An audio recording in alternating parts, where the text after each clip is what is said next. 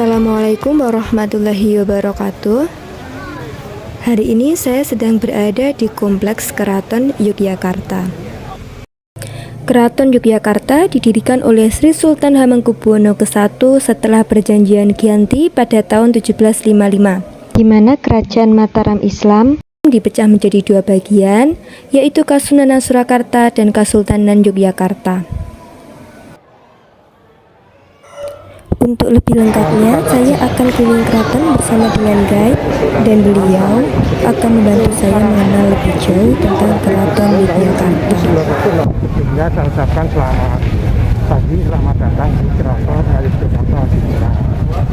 Keraton ini dibangun oleh Sri Sultan Hamengkubuwono yang pertama pada tahun 1750.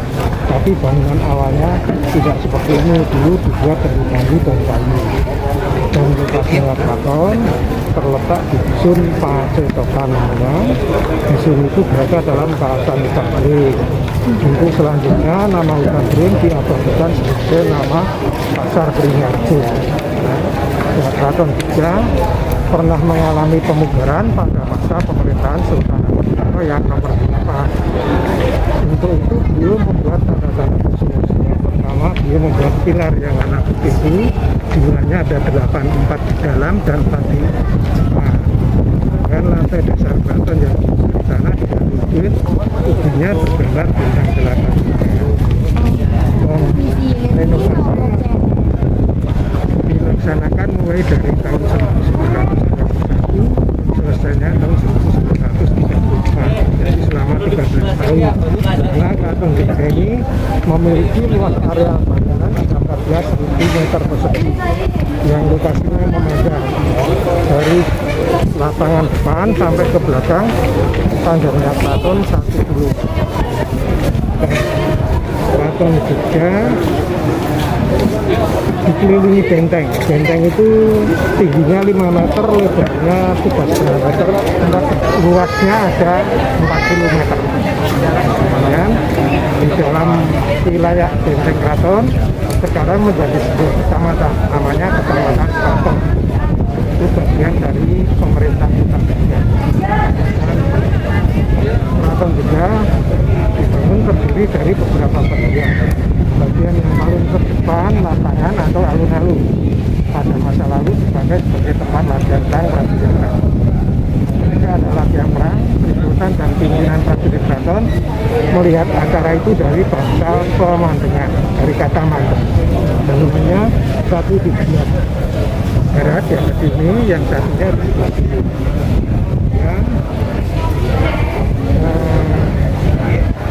Di sekeliling lapangan ditanami pohon-pohon. Ini yang di depan keraton setiap 1 tahun sekali dipangkas, bentuknya bulat seperti ini. Oh iya. Pemangkasannya dilaksanakan setiap bulan Suro atau bulan Muharram sebagai tanda awal tahun baru Jawa. Kalau ada yang tumbang diganti dengan pohon yang baru supaya jumlahnya tetap ada 64 batang. Setelah itu disesuaikan dengan usia beliau Nabi Muhammad SAW ketika wafat. Dalam hitungan tahun Jawa beliau berusaha 64 tahun. Nah, kalau tahun Jawanya beliau berusaha 63. Di sini dilakukan dengan tiang penyangga yang warna hijau. Tiang penyangga di sini untuk penyangga bangunan yang diberi nama bangsal pagelaran. Pagelaran mengambil kata dasar gelar. Jadi di sini tempat untuk menggelar berbagai macam acara yang rutin diadakan. Di sini upacara adat yang dilaksanakan 1 tahun 3 kali berkaitan dengan hari Islam, yaitu pada hari Idul Fitri, Idul Adha, dan Maulid Nabi. Jalannya upacara adat dari keraton menggunakan tumpengan atau gunungan yang terbuat dari sayuran dan makanan, kemudian diusung para di dalam keraton dan dikawal 10 berdil prajurit keraton dibawa ke Masjid Agung dengan diperbutkan masyarakat atau digerebek. Maka upacara adat itu dinamakan upacara garbek sawal pada hari Idul Fitri, garbek besar pada hari raya Idul Adha, garbek maulud saat peringatan maulud. Karena ada pandemi Covid, untuk sementara upacara adat ditiadakan. Dan di dalam ini banyak kita lihat kereta ini biasanya disimpan di museum kereta, tapi karena sedang direnovasi maka ditempatkan di sini. Di sini kita bisa melihat koleksi kereta yang ada di Keraton Yogyakarta. Dan di tahun 1860 ditarik 6 ekor kuda buatan Belanda. Ini bisa difoto ini. Koleksi dari Harni Kegiatan. Tapi kereta ini sudah direnovasi. Pangeran itu bisa adik atau kakak dari raja. Biasa dipakai Sultan Hamengkubuwono nomor 6, dibuat tahun 1867 dan ditarik 8 ekor kuda di bagian depan.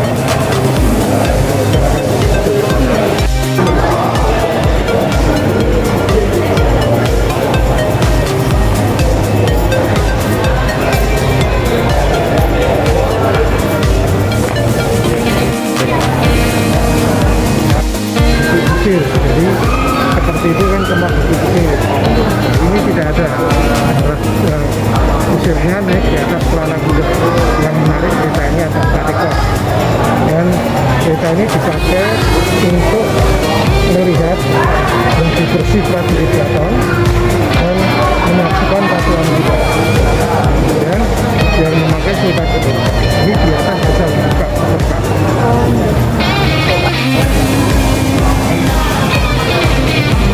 Ini mobil Sultan Hamengkubuwono menjadi Menteri Koordinator Ekonomi Keuangan Badan.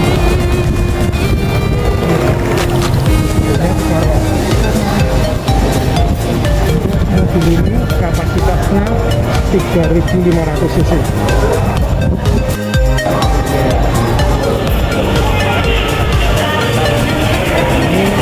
Dipakai Sultan Hamengkubuwono ke-9 ketika menjabat wakil presiden. Nah, presidennya Bapak Soeharto.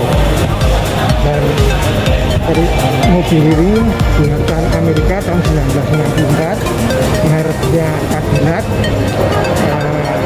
kapasitas mesin 7.000 cc.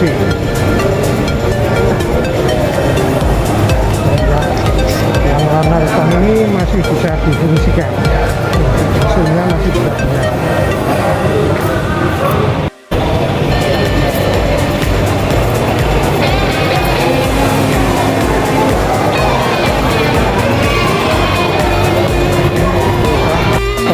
Sultan ke-7 tahun 1880.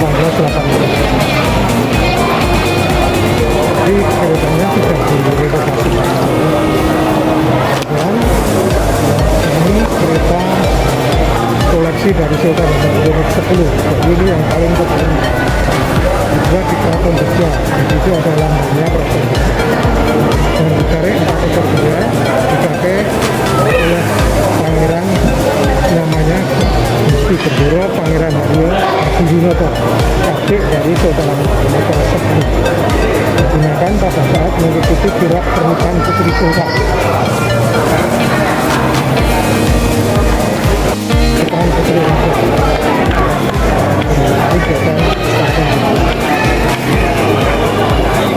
Dan di belakangnya kereta Kiai Harsirata dipakai untuk Sultan Hamengkubuwono yang nomor 6 sebelum memiliki kereta kencang saat ini.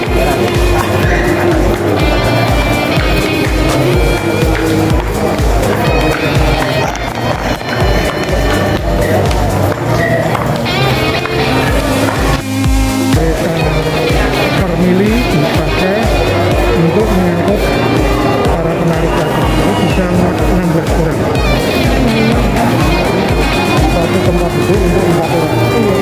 Dan ditarik 4 ekor kuda. Jadi digunakan untuk membawa para penarik. Kelihatan lagi, jadi atasnya kelihatan. Nah, itu gitu aja.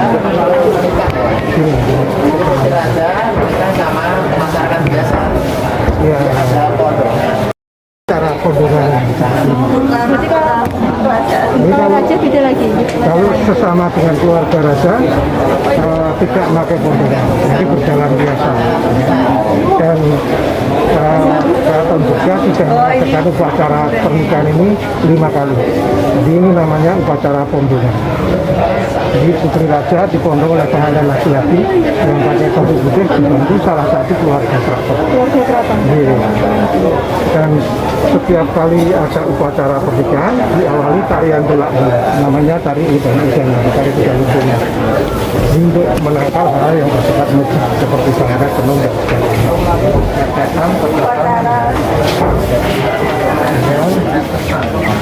Ketika Putri Sultan masih anak-anak, diadakan upacara juga namanya upacara besar. Di sana yang dikenakannya sabu Wolodile, tempat pelaksanaan upacara dinyatakan berada. Kereta ini kereta jenazah atau kereta mayat. Beri nama Kiai Roto Praloyo. Nah, ini ditarik 8 ekor kuda di bagian depan dan digunakan 2 kali waktu meninggalnya Sultan ke-8 dan ke-9.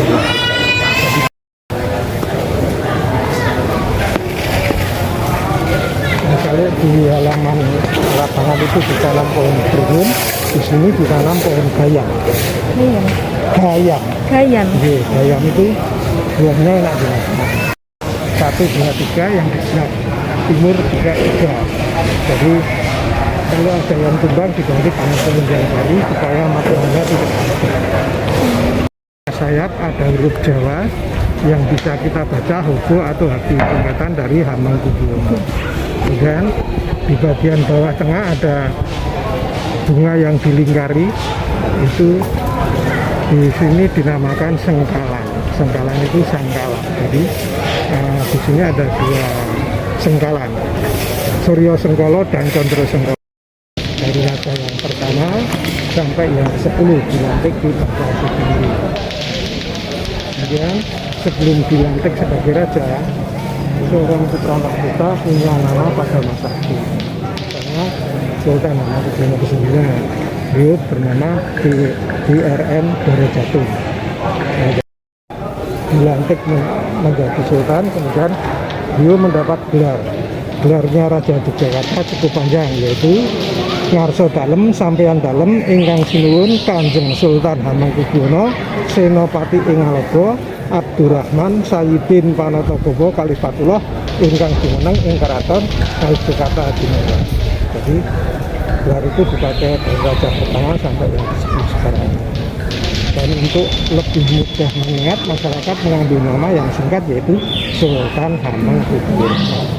Kemudian tahun 1949 Insinyur Soekarno dilantik menjadi Presiden Republik Indonesia Serikat di Sitinggi juga. Dan selain itu tempat ini pernah menjadi kampus UGM. Ya, jadi dari awal dunia UGM salah satu pendirinya Sultan Hamengkubuwono ke-9 karena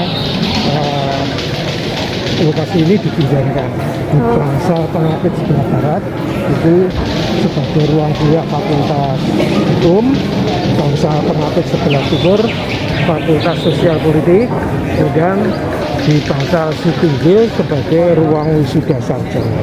Jadi mahasiswa UGM yang lulus di bawah tahun 1974 wisudanya di sini. Maka Sultan Hamengkubuwono ke-9 menghilangkan tanah keraton yang terletak di Bulak Sumur yang sekarang jadi kampus UGM. Itu semuanya dan di bagian depan dari Bangsal Sitinggil ini ada bangunan kecil namanya Bangsal Pacekerang, tempat penjaga di dalam yang bertugas melaksanakan hukum potong jari, hukum penggal kepala, hukum cambuk. Pelaksananya dilakukan setelah sholat Jumat. Hukum negara dari hukuman semacam itu tidak ada lagi. Di sini ada bangunan yang diberi nama Bangsal Pengerawit.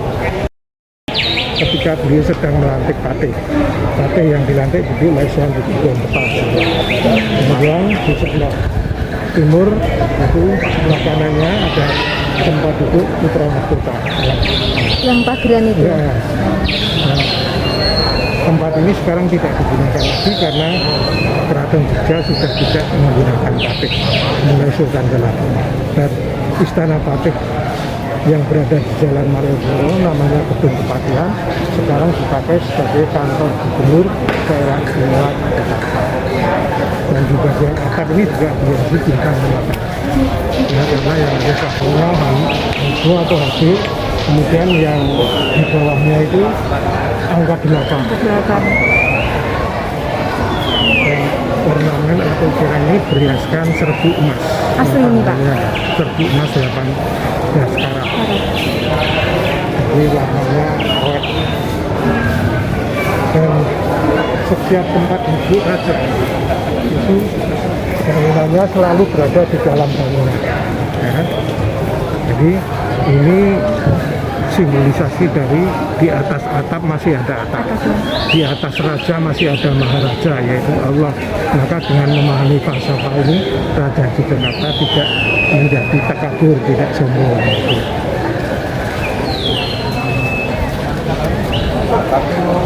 Cukup sampai di sini perjalanan saya di Keraton Yogyakarta. Semoga yang saya bagikan bermanfaat bagi kita semua. Wassalamualaikum warahmatullahi wabarakatuh.